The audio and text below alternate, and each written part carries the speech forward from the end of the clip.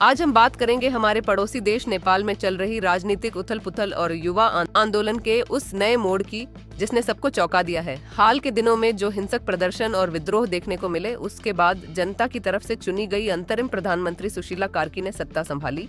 लेकिन जिस उम्मीद और उम्मीदों के साथ युवा सड़कों पर उतरे थे, आज वही युवा उनसे नाराज दिख रहे हैं। 14 सितंबर की शाम सुशीला कार्की ने एक बड़ा ऐलान किया था। जिन लोगों ने इस आंदोलन में अपनी जान गंवाई, उन्हें शहीद का दर्जा दिया जाएगा। उस वक्त कई लोग, खासकर आंदोलन के नेतृत्वकर्ता, इसे सम्मान की बात समझकर खुश थे। पर कुछ ही दिनों में माहौल बदल गया। अब वही जजीज यानी युवा आंदोलनकारी 3 दिन बाद से सुशीला कार्की के खिलाफ सड़कों पर उतर रहे हैं। आक्रोश इसकी वजह क्या है और क्या ये विरोध आगे बड़े रूप में देखने को मिलेगा, यही हम आज विस्तार से समझाएंगे। प्रदेश के युवा नेताओं में प्रमुख रहे सुदन गुरंग ने औपचारिक रूप से विरोध शुरू कर दिया है और कहा है कि अगर जरूरत पड़ी तो उसी तरह से इस कुर्सी को हटा भी सकते हैं जिस तरह इसे लगाया गया था। गुरंग और उनके साथी उस उम्मीद से खफा हैं कि सरकार में युवा प्रतिनिधित्व बिल्कुल कम है।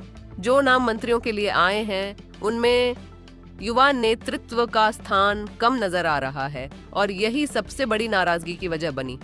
एक दूसरा कारण ये बताया जा रहा है कि आंदोलन के दौरान जिन परिवारों ने अपने परिजनों को खोया, उनसे मिलने और उनकी बातें सुनने का वादा किया गया था, लेकिन वो मुलाकात नहीं हुई। सुदन गुरंग चाहते थे कि पीड़ित परिवारों की आवाज को सीधे प्रधानमंत्री तक पहुंचाया जाए, पर ऐसा नहीं हुआ। युवा वर्ग को यह महसूस हुआ कि उनके दर्द और मांगों को गंभीरता से नहीं लिया गया, इसलिए गुस्सा बढ़ा और सड़कों पर लौटने का फैसला लिया गया। अब सरकार के गठन की बात करें तो फिलहाल 3 मंत्रियों के नाम चर्चा में हैं। गृह मंत्रालय के लिए ओपी अरियाल का नाम, वित्त मंत्रालय के लिए रामेश्वर खनाल और ऊर्जा मंत्रालय के लिए कुलमन घिनसिंग का नाम सामने आ रहा है। जजीज का आरोप है कि ओपी अरियाल को तो पहले बातचीत के लिए भेजा गया था, पर वह खुद मंत्री बन गए। युवा प्रतिनिधित्व के न होने की शिकायत यही से और तेज हुई। नेपाल की राजनीति में यह नया मोड़ इसलिए अहम है क्योंकि कुछ ही महीने पहले युवा वर्ग ने भ्रष्टाचार, सोशल मीडिया पर पाबंदी जैसी नीतियों और बार बार सरकार के बदलने के खिलाफ आवाज उठाकर केपी ओली की सरकार को हटाया था।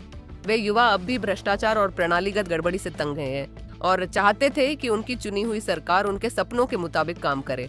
पर आज वही युवा जब यह देखते हैं कि मंत्रिमंडल में उनकी उम्मीदों के अनुरूप बदलाव नहीं हुए, तो उनका भरोसा टूटने लगा है।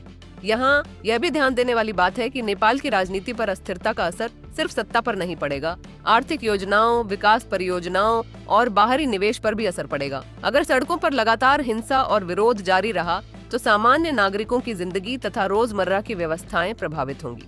आगे की संभावनाओं पर नजर डालें तो 2 रास्ते दिखते हैं। 1, सरकार युवा नेताओं से संवाद बढ़ाए और उनकी बात सुने, कुछ कैबिनेट पदों में बदलाव कर दे ताकि युवा भागीदारी दिखे। दूसरा, अगर विरोध तीव्र हुआ और सरकार ने कोई संतोषजनक कदम नहीं उठाया तो व्यापक आंदोलन का खतरा रहेगा, जो देश की स्थिरता के लिए चिंता का विषय होगा।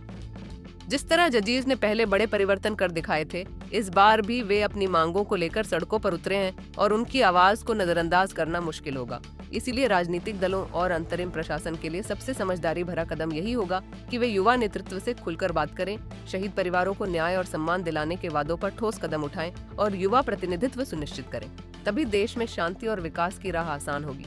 फिलहाल स्थिति अस्थिर है और आगे का रुख समय तय करेगा, पर एक बात साफ है, नेपाल के युवा अब केवल नजरअंदाज किए जाने वाले नहीं हैं। वे देश की दिशा तय करने में निर्णायक भूमिका निभा रहे हैं। हम आगे की खबरें और घटनाक्रम पर नजर बनाए रखेंगे और जैसे ही कोई ताज़ा जानकारी मिलेगी उसी अंदाज में आपको अवगत कराएंगे।